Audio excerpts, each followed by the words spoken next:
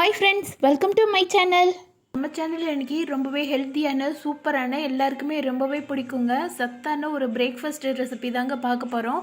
வெறும் ஃப்ரூட்ஸும் மில்க்கும் வச்சு ரொம்ப டேஸ்டியான ஒரு பிரேக்ஃபாஸ்ட் ரெசிபி எப்படி செய்கிறதுன்னு பார்க்கலாம் வாங்க. இது வந்து கஸ்டர்ட் பவுடர் யூஸ் பண்ணி நம்ம செய்கிறோம். நீங்கள் கஸ்டர்ட் பவுடர் வந்து எந்த கஸ்டர்ட் பவுடர் வேணாலும் எடுத்துக்கலாம்.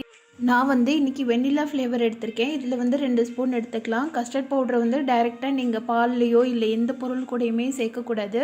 இதை லைட்டாக தண்ணி ஊற்றி கரைச்சிட்டு அதுக்கப்புறமா சேர்க்கணும்.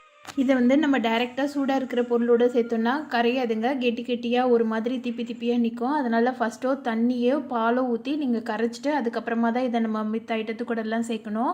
இதை ஃபஸ்ட்டு ரெடி பண்ணி வச்சுக்கலாம். இப்போ வந்து நான் 6 லிட்டர் பால் எடுத்திருக்கேன். பால் வந்து நல்லா கொதிச்சு வரட்டும். இது வந்து தண்ணி இல்லாத பாலுங்க, ஃபுல் ஃபேட் மில்க் இருக்குல்ல, அது வந்து சேர்த்துருக்கேன் நான். நீங்கள் ஃபேட் மில்க் எடுத்தால் தான் பால் வந்து நல்லா திக்காக வரும். இதை நம்ம வற்ற விடும்போது இன்னுமே நல்லா திக்காக வரும். நீங்கள் பால் காய்ச்சும் போது தண்ணி சேர்க்காமல் நல்லா சுண்ட காய்ச்சி எடுத்துக்கணும். 1/2 லிட்டர் பால் வந்து 300 ml 250 ml வர வரைக்கும் நீங்கள் நல்லா காய்ச்சி எடுத்துக்கோங்க. நம்ம பால் எடுக்கிற அளவை விட பாதி அளவாக வந்திருக்கணும் பால். இப்போ பாருங்கள், பால் நல்லா பொங்கி ஏடெல்லாம் நல்லா பிரிஞ்சு திக்காகி வந்திருக்கு. இப்போ இது கூட நம்ம கரைச்சி வச்ச கஸ்டர்ட் மில்க் சேர்த்துக்கலாம். இது சேர்க்கும் போது லைட்டாக கலரி விட்டு சேருங்க, ஏன்னா இது அடியில் ஒட்டி நிற்கும். அதனால் நல்லா கலரி விட்டுட்டு அதுக்கப்புறமா நீங்கள் பாலோடு சேருங்க. இது சேர்த்ததுக்கப்புறமா லோ ஃப்ளேமில் வச்சு நல்லா கலரி விட்டுடுங்க. இது கலர இன்னுமே கொஞ்சம் திக்காக ஆரம்பிக்குங்க.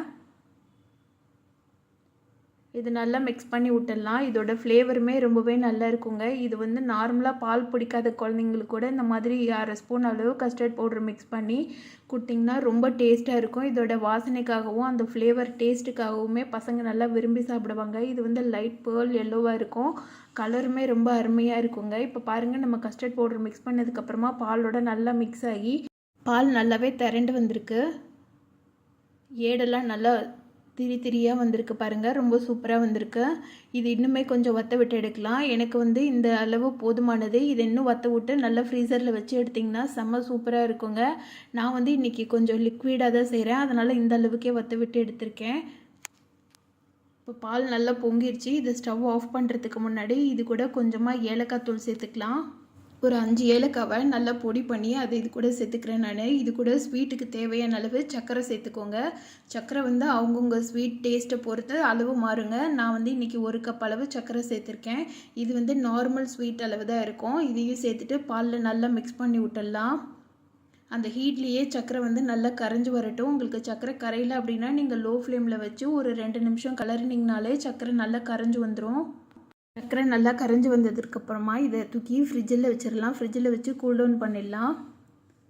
இது கூட கொஞ்சமாக நல்ல ஜில்லுன்னு சாப்பிட்டோன்னா ரொம்பவே நல்லா இருக்குங்க. ஐஸ் க்யூப்ஸ் இருந்தாலும் கூட நம்ம சர்வ் பண்ணும்போது மிக்ஸ் பண்ணி சேர்த்துக்கிட்டோன்னா ரொம்ப அருமையாக இருக்குங்க. இதுக்கு தேவையான ஃப்ரூட்ஸ் எல்லாம் நான் ரெடி பண்ணி வச்சுருக்கேன். அதை ஒன்றா சேர்த்துடலாம். இதுக்கு வந்து வாழைப்பழம் எடுத்திருக்கேன். வாழைப்பழம் வந்து ஒரு வாழைப்பழம் எடுத்திருக்கேன். நல்ல பழுத்த பழமாக எடுத்திருக்கேன். நீங்கள் வாழைப்பழத்தை மசிச்சு கூட சேர்த்துக்கலாம், நல்லா டேஸ்ட்டாக இருக்கும். ஸ்ட்ராபெரி வந்து எங்கள் வீட்டில் இருந்ததுனால ஸ்ட்ராபெரி சேர்த்துருக்கேன். ஆப்பிள் வந்து ஒரு 1/2 பழத்தை அப்படியே சேர்த்துருக்கேன். நல்லா குட்டி பீஸாக நறுக்கிட்டு சேர்த்துருக்கேன். மாதுளம்பழம், இது கூட முந்திரியும் பாதாமும் க்ரஷ் பண்ணிவிட்டு அதையும் இது கூட சேர்த்துருக்கேன். இது கூட நம்ம மிக்ஸ் பண்ணி வச்சுருக்கிற பாலை சேர்த்துடலாம். அதாவது கஸ்டர்ட் மில்க் இருக்குல்ல, அதை நம்ம சேர்த்துடலாம். இது கூட நீங்கள் வேணும்னா ஐஸ் க்யூப்ஸ் சேர்த்துக்கலாம். இது கூட மாம்பழம் இருந்ததுன்னா மாம்பழம் சேர்த்துக்கலாம்.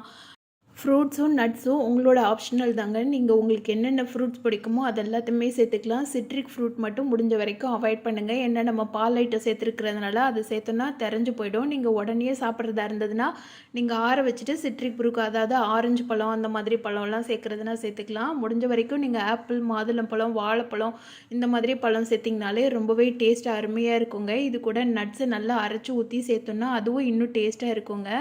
இது வந்து மார்னிங் பிரேக்ஃபாஸ்ட்டுக்கு கூட எடுத்துக்கலாம். ரொம்ப ஹெல்த்தியான பிரேக்ஃபாஸ்ட்டு. பசங்களுக்கு ஸ்நாக்ஸாக கொடுத்து விட்றதுக்குமே இதை யூஸ் பண்ணிக்கலாம். ஸ்கூல்லேருந்து டயர்டாக வர பசங்களுக்கு இந்த மாதிரி ஹெல்த்தியான ஒரு ஃப்ரூட் மிக்ஸ் கொடுத்திங்கன்னா ரொம்பவே விரும்பி சாப்பிடுவாங்க.